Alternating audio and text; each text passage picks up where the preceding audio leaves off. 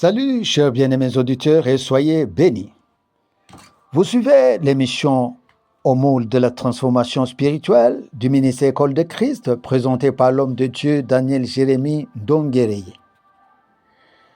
L'École de Christ est un ministère chrétien dont la vision est la pratique de la vie de Jésus, où l'enseignement est Jésus lui-même. On observe sa vie, on apprend de lui pour vivre comme lui. Justement, dans cette émission, nous vous proposons des enseignements de la transformation spirituelle, car c'est en étant transformés que nous serons capables de pratiquer la vie de Jésus.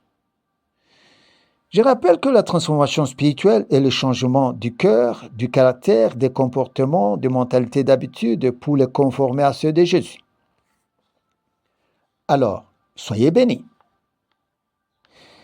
Nous allons maintenant à notre sujet du jour, le numéro 6, intitulé « Quand Dieu intercède pour nous ». Bienvenue à tous et soyez comblés. Romains 8, verset 34. Qui les condamnera? Christ est mort, bien plus, il est ressuscité, il est à la droite de Dieu et il intercède pour nous. Hébreux 7, 25. C'est aussi pour cela qu'il peut sauver parfaitement ceux qui s'approchent de Dieu par lui, étant toujours vivants pour intercéder en leur faveur. Romains 8, 26.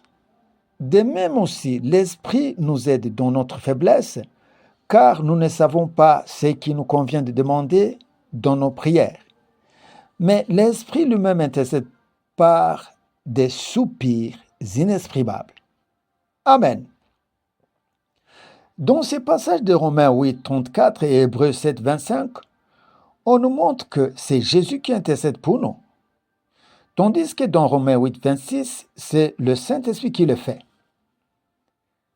Mes amis, n'est-ce pas formidable?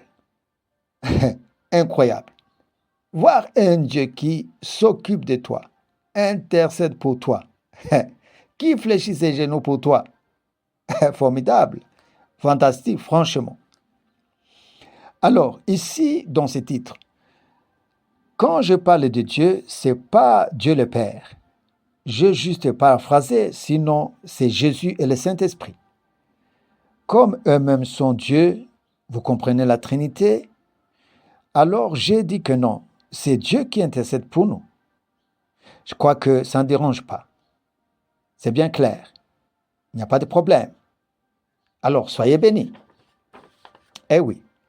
Maintenant, nous avons deux questions. La première, pourquoi ils intercèdent? D'abord, comprenons que s'ils le font, c'est de leur propre initiative.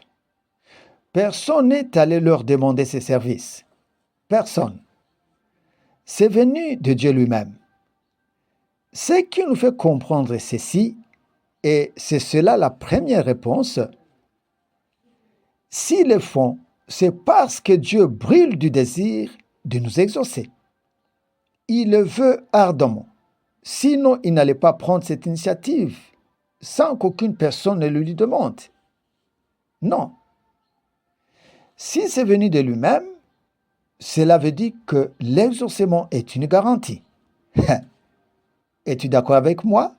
Eh oui. La deuxième réponse à cette question.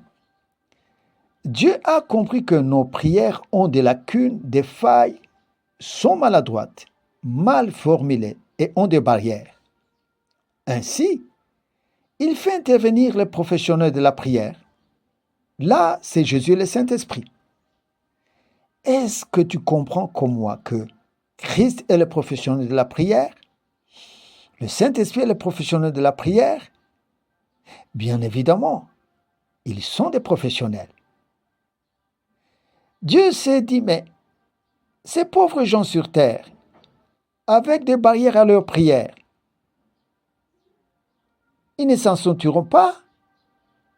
Allez, Jésus, viens à genoux, intercède pour ces gens. Saint-Esprit à genoux, intercède pour ces gens. Et tellement qu'ils sont fidèles, ils les font fidèlement. Ils ne manquent pas les rendez-vous. Eh oui, oh, quelle grâce pour nous, mon ami. La deuxième question, en quoi leur intercession fait la différence? La première réponse, en nous, il y a des choses qui peuvent bloquer nos prières, que Jésus et le Saint-Esprit n'ont pas. Par exemple, le péché, l'ignorance, la chair, les failles et toutes les autres gaffes que nous commettons. Donc, en eux, il n'y a rien qui peut bloquer leur prière.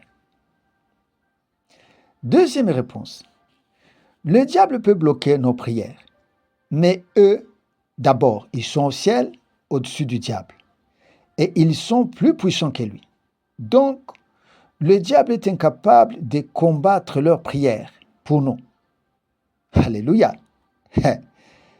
Ah, que c'est merveilleux.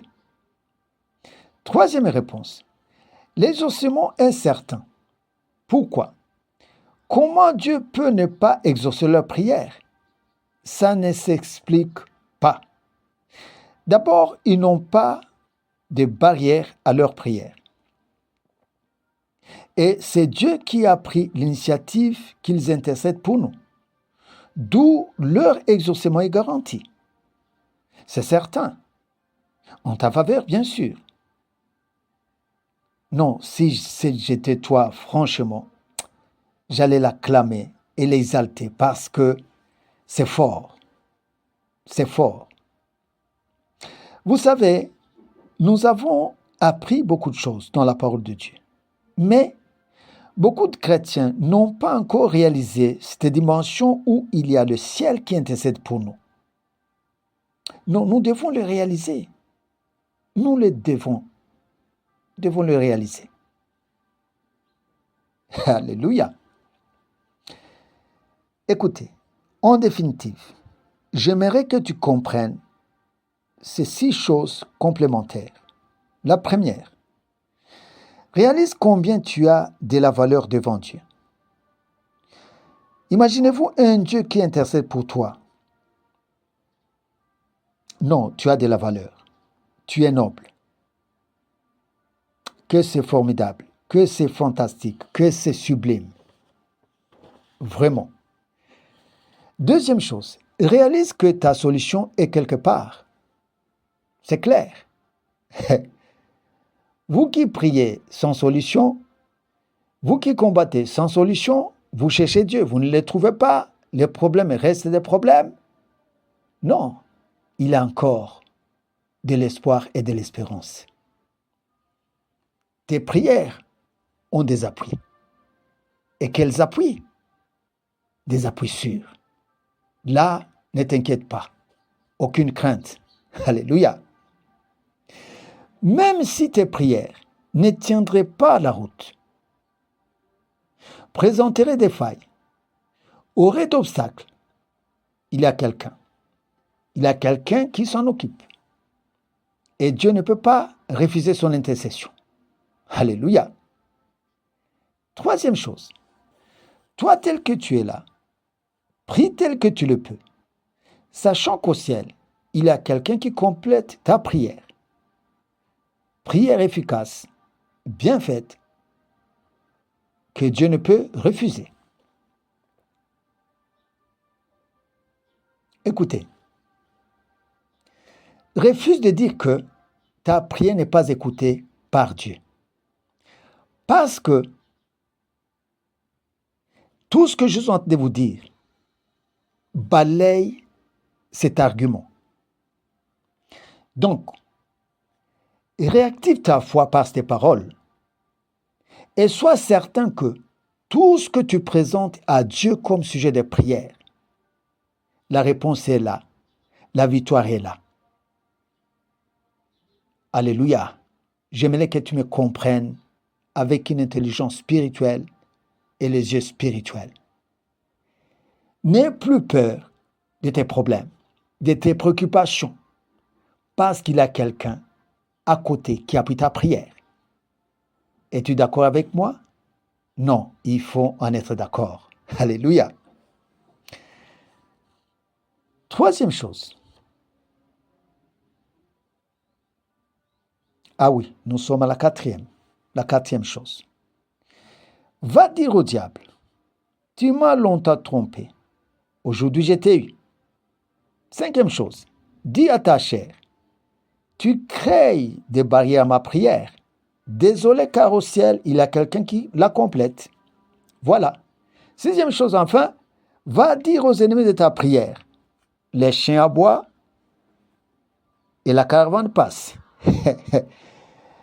J'utilise un jargon mondain, mais c'est pas mal. La parole de Dieu peut aussi l'emprunter.